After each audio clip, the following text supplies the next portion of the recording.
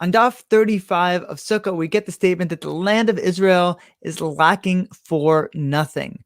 And this is a really powerful principle, especially when it comes to those who are choosing to make the decision. Should I live in Israel? Should I live in America?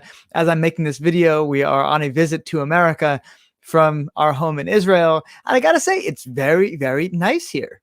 I've got a level of luxury available to me when I come to America that I don't have when I'm in Israel. And it's easy to say, no, you know what? Life is so much nicer here than it is over there. But then you get the statement that is really saying, no. Our orientation is the land of Israel lacks nothing. Not to say that we have the same level of luxury that we might have in America. I certainly don't experience that. But it's that if something is lacking in Israel, it's not essential.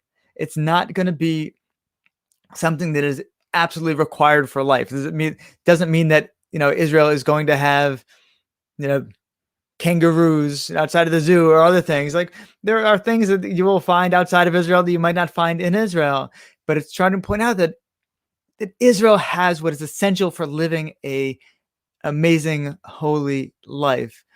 And that if it's not in Israel, you probably don't need it, that it could be something that is extraneous. Now, is that something that still holds true today? People will debate that. Is what exactly is it referring to? Is it referring to materials? Is it referring only to the spiritual? What are the actual constraints of that statement? Something for discussion. But it's a core principle to say that, don't look at Israel as a place that has certain lackings and weigh it as if it's equal. It's like, oh, but this has this place has this place has that. Israel lacks nothing.